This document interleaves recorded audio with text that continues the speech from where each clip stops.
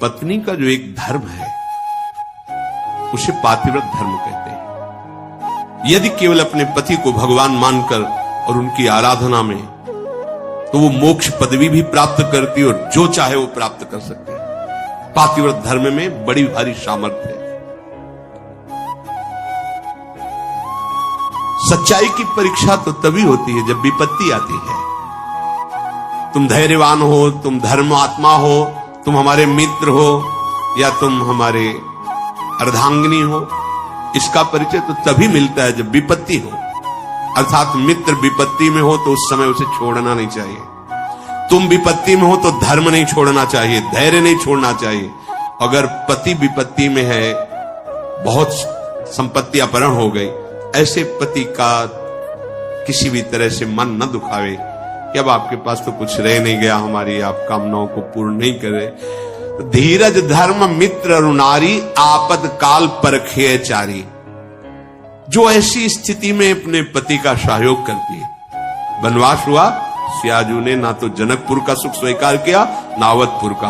कहा जहां प्रभु श्री राम के चरण, वही मुझे करोड़ अयोध्या जैसा सुख मिलेगा। यदि कोई स्त्री, अनुसुईया जी उपदेश करे सियाजू को, अपने पति का किसी कारणवश अपमान, धन नहीं है, उतना विद्वान नहीं, उतना ज्ञान नहीं, और तुम्हारे ही कर्मवश तो तुम्हारा पति बना है, उसका अपमान, पातिव्रत धर्म की यहां चर्चा करें। क्योंकि सबसे बड़ी पतिव्रताओं में शिरोमणि है श्री अनुसुईया जी, जिन्होंने भगवान हरि, हर और ब्रह्मा को 6-6 महीने के बालक बना दिया अपने पातिव्रत धर्म से। वो कह रहे हैं कि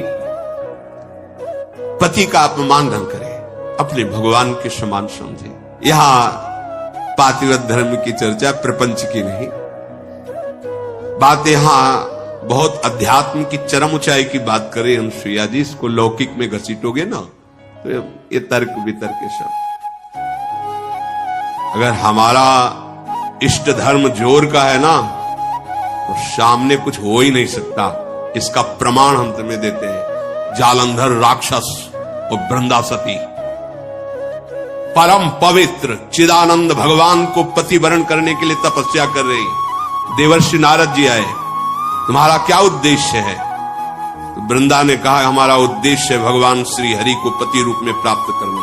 तो उनका पहले तुम्हारे पातिव्रत धर्म की परीक्षा होगी, तुम एक निष्ठ हो कि नहीं, तो आज्ञा कीजिए। जालंधर को पति रूप में स्वीकार करके और पातिव्रत धर्म को आप प्रमाणित कीजिए, नारायण तुम्हें पति रूप में प्राप्त हो जाएंगे।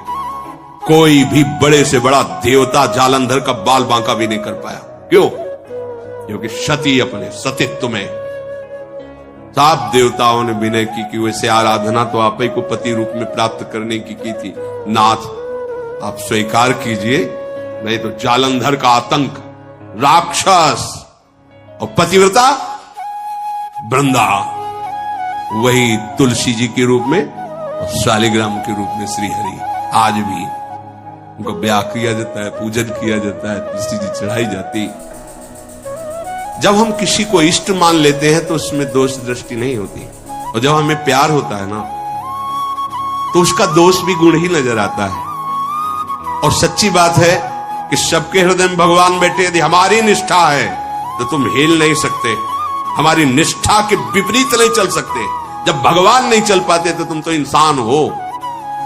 ये था माम प्रपद्यन्ते तास्ते, मेरे लाला बनकर घुटने के बल हमारे आंगन में चलो तो अनंत ब्रह्मांडों का पिता घुटनों के बल चल रहा नंद बाबा के आंगन में या महाराज दशरथ जी के आंगन। मंगल भवन अमंगलहारी, द्रवहुषु दशरथ अजीर बिहारी। दशरथ जी के आंगन में विचरने वाले, कैसी लीला!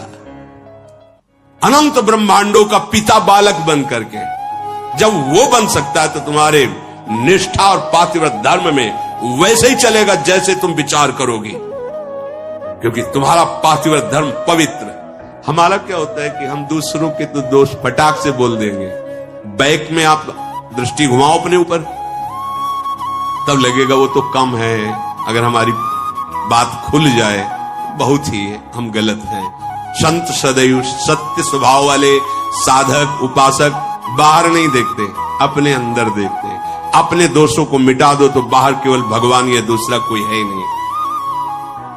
श्री अनुसुईया जी बड़ा सुंदर गृहस्थी में स्त्री शरीर पुरुष शरीर धारण की, इनको भगवत प्राप्ति का सहज उपाय बताया और यह ऐसी सामर्थ्य। ऐसे लिए स्त्री के लिए एक सुदृढ़ भगवत प्राप्ति का मार्ग है, जो घर परिवार में रह रही अपने पति में भगवान की भावना करना। मेरे पति ही मेरे भगवान हैं, ऐसी भावना से आठों पहर उनकी आज्ञा में रहना। जैसे कोई प्रश्न कर सकता है कि अगर पति ही दुराचारी हो तो शास्त्रों में वर्णन किया गया है कि आप अपने भाव रखिए और फिर विधान जैसा होगा अपने आप दूरी बना दे, क्योंकि आप और आपके पति के बीच में भगवान का भाव है ना, वो संभाल लेंगे, वो आपको बचा लेंगे, वो आपको दूर कर देंगे। ऐसा भी हो सकता है। अलग अलग मायाकृत रूप है और आंतरिक भाव में जाएंगे जब विचार पे, तो आपके ही कर्म का फल भुगताने के लिए ऐसा स्वभाव वाला पति दिया गया है, ऐसी भावना। तो हमारे ही कर्म निश्चित, अपने कर्म के प्रभाव से ही पति का वरण होता है। जैसे हमारे कर्म गायत्री के अनुष्ठान के द्वारा गायत्री जी को प्रसन्न करके जो कन्या प्रकट की थी, उनका नाम सावित्री जी हुआ था। बहुत ही तेजस्विनी राजकुमारी थी। जब वर वरण की बात आई तो उनके पिता ने आदेश किया कि तुम स्वयं घूमो मृत्युलोक में और जो तुम्हें वर पसंद आएगा उसके साथ ब्याह कर दे, इतना प्यार कर दे। और वो गायत्री जी की कृपा से प्रकट हुई थी, इसलिए उनका नाम सावित्री। बड़ी तेजोमयी कांति, अद्भुत ज्ञान, मंत्री और विशाल सेना साथ राजकुमारी वर वरण के लिए। स्वयं तुम देखो, बहुत राजकुमारों को देखा, मन में ही नहीं आया। जंगल से गुजर रही थी, देखा एक लकड़हारा लकड़ी काट रहा है, दृष्टि गई, देखते ही लगाए मेरे प्राणपति, रुक गए। मंत्री से कहा आदर से इनको नीचे उतारो। वो तो क्या अपराध बन गया, सैनिक घेरे हुए हैं, राजमंत्री।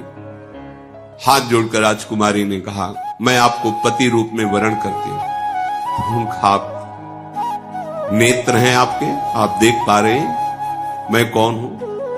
लकड़ी काट के बेचता हूं और अपने माता पिता की सेवा करता हूं। मेरे पास रहने का ठिकाना नहीं, खाने का, और आपका राज वैभव का। प्रभु मैं राज वैभव को पति नहीं बना रही हूं, आपको पति रूप से वरण।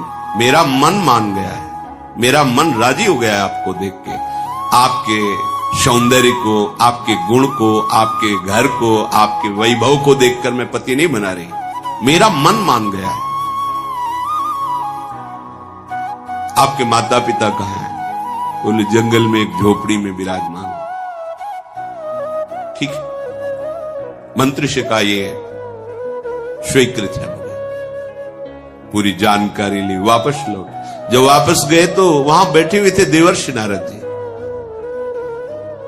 आओ बेटी। राजा ने कहा वर वरण किया? हां। मंत्री ने पूरी बात बताई। देवर्षि नारद जी ने कहा नहीं नहीं नहीं, गलत हो गया। तो बोले आप यही देख के तो कह रहे होंगे ना कि घर नहीं है, संपत्ति नहीं है, तुम राजकुमारी हो, कैसे निर्वाह होगा, ये सब मैं जान रही हूं, नहीं है उनके पास। बोले नहीं, एक बात और है, वो ज्यादा दिन जीवित नहीं रहेंगे, 1 वर्ष में उनकी मृत्यु का योग है, वो मर जाएंगे। बहुत है, ये देखो, निष्ठा देखो, बहुत है 1 वर्ष। अगर मैं एक दिन भी उनके नाम का सुहाग भरने को पा गई तो आज जीवन निर्वाह कर जाऊंगी उनके लिए। कैसा हमारा देश यति और सतियों का देश है। जैसे एक सन्यासी सर्वत्यागी, ऐसे साफ सुख की भावना केवल अपने पति में निहित करके भगवान को रिझा लिया। ये वो पातिव्रत धर्म है। अब सब भगत ही थोड़ी होते हैं, सब धर्म से ही थोड़ी चलते हैं। नारद जी बहुत प्रसन्न थे। उन्होंने कहा एक बार जिसका वरण कर लिया बस। जैसे मां भगवती पार्वती जिन सप्त ऋषियों को जवाब दिया था, कोटि जन्म लग रगर हमारी, बरौ शंभु न तरहो कुमारी। तुम एक बार की बात कहते हो, करोड़ों बार जन्म लूंगी और तपस्या करूंगी, वो वर के रूप में वरण करूंगी तो महादेव को ही वरण करूंगी। माना महादेव अवगुण भवन, विष्णु सकल गुण खाट, जेहि कर मन जेहि सम रमे, ते ही संत। मान गए आपकी बात पर, मेरा मन रम गया है शिव में, करोड़ बार जन्म लूंगी लेकिन महादेव को ही वरण करूं। ये सावित्री जी का ब्याह हुआ, पिता ने अपार वैभव, वही अकेले थे, बिल्कुल एक भी सुख नहीं लिया। नहीं, मेरे पतिदेव के ही सुख में सुखी रहूंगी, आपका कुछ भी दहेज, कोई भी एक वस्तु स्वीकार नहीं करूंगी। बहुत सत्यवान जी प्रसन्न हुए, उनका नाम सत्यवान, और कहा प्रिय, पता नहीं किस पुण्य और सौभाग्य से तुम्हारी जैसी हमें पत्नी मिली। वैसे मैं भी एक राजकुमार हूं, मेरे राज्य का अपहरण कर लिया गया वैरी राजाओं ने। मेरे माता पिता वयोवृद्ध थे, उनको लेकर मैं जंगल भाग आया हूं और वास कर रहा हूं। पर मैं तुम्हें कैसे, उनको ये पता नहीं कि मैं 1 वर्ष की आयु, लेकिन सावित्री जी को पता है, मैं तुम्हें कैसे सुख प्रदान कर सकता। बोले भगवान, बस आपकी चरण सेवा करके आपको सुखी देखकर मैं परम सुखी रहूंगी। सुबह वो लकड़ी काटने के लिए चले, वो साथ चले, उनका नहीं, हमारे माता पिता की सेवा में जो आज्ञा। और वो जिस दिन से ब्याह हुआ था उस दिन से तिथि गिनना प्रारंभ कर दी। धीरे धीरे जब कुछ महीने व्यतीत हुए, उन्होंने अन्न छोड़ दिया। सत्यवान ने पूछा क्यों? बोले हमारी कुछ मन में ऐसी कामना है कि मैं नियम पूर्वक रहूं। कुछ समय व्यतीत हुआ, जल छोड़ दिया, वायु पी करके केवल मंत्र जाप करते हुए कि पति का शरीर छूटा मैं अपना शरीर रखूंगी नहीं, छोड़ दूंगी। और जब वो तिथि आई, उनका आज भगवान मेरी इच्छा है कि आपके साथ में वन में चलूं। नहीं माता, आज तक आज्ञा मांगी, केवल एक दिन, आज केवल, फिर जैसी आपकी आज्ञा होगी, पर आज आपकी आज्ञा उल्लंघन करूंगी और आपके साथ चलूं। उनको पता था आज आखिरी दिन है, सत्यवान को पता नहीं। गए, चलो, तुमने पहली इच्छा प्रकट की है, अभी तक कोई इच्छा ही नहीं प्रकट की थी, और वो भी इच्छा अपने पति के अंतिम दर्शन और वही प्राण त्यागना, निश्चय इनका यही था। लकड़ी काटने लगे, बोले सावित्री ऐसा लग रहा है मेरा सर फट रहा है। बोले भगवान नीचे आ जाइए, समझ गए, आप लेटिए। सर को अपनी गोद पे रखा, मंत्र चल रहा है, शांत, देखती कौन आता है और मेरे पति का स्पर्श करता है। ब्रह्मचारिणी पातिव्रत धर्म से युक्त गायत्री के अनुष्ठान से प्रकट हुई और मंत्र चल रहा है। यमदूतों की तो सामर्थ्य नहीं, साक्षात धर्मराज है, यमराज रूप में नहीं, धर्मराज के रूप में।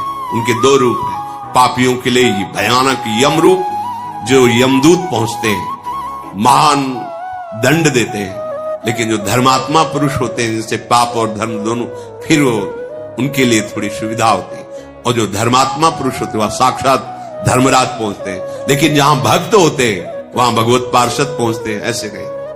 और यहां तो भगवत पार्षदों का भी प्रवेश नहीं। श्री जी की सखियां जो अत्यंत करुणामयी, देखा सामने धर्मराज, मंत्र का प्रभाव, मूर्तिमान धर्मराज सामने। उनका बेटी, तुम्हें धैर्य धारण करना होगा, वो मूर्छित हो गए सत्यवान। उनके आते ही प्रक्रिया है प्राण घसीटने की, मूर्छा गए। तो उनका भगवान, ये मेरे पति हैं,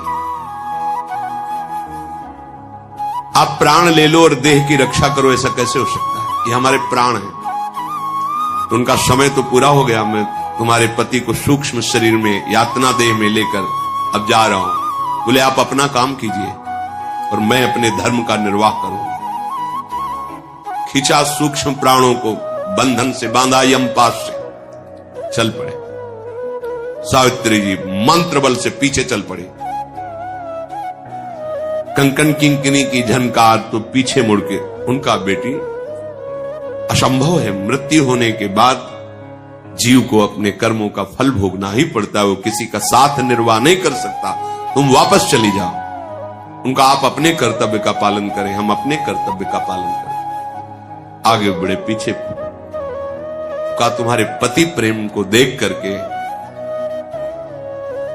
हमारे हृदय में उत्साह हो रहा है। तुम वरदान मांगो, केवल सत्यवान के प्राणों को छोड़कर, इस जीवात्मा को छोड़कर तुम कोई भी वरदान मांगो। उनका सुना है हमारे सास ससुर राजा थे, उनका राज्य वैभव उनको पुनः प्राप्त हो जाए, उनके नेत्रों की ज्योति प्रकट हो जाए, ऐसी हमारी इच्छा है। तथास्तु। फिर चले। देखो, एक और वरदान मांगो और आप वापस चले। तो हमारे माता पिता के पास केवल हम ही संतान थी, पुत्र नहीं था। एक पुत्र प्रदान कर दीजिए, अर्थात भाई। वह तथास्तु। फिर देखो बेटे, हम तुम्हें बार बार कह रहे हैं, यहां से आगे की यात्रा सूक्ष्म देह से होती है, स्थूल शरीर से नहीं। तुम अपने पातिव्रत धर्म से युक्त हो, इसलिए मुझे देख पा रहे हो, मेरे साथ चल रहे हो, पर अब उचित नहीं है। एक और वरदान मांग लो। तो अब मुझे भी एक पुत्र चाहिए। उनका तथास्तु। बोले रुक जाओ, मैं एक पतिव्रता हूं और बिना पति के संतान कैसे हो सकती? धर्मराज जी फंस गए, पतिव्रता के वचन में धर्मराज जी फंस गए, सत्यवान को छोड़ना पड़ा। ये उसी पातिव्रत धर्म का वर्णन पीछे हमने कई बार सुना है। कश्यप ऋषि से कहा कि मैं वो पेड़ की बगुली नहीं हूं जो तुम्हारे देखने से भस्म हो जाएगी, मैं एक पतिव्रता हूं। पातिव्रत धर्म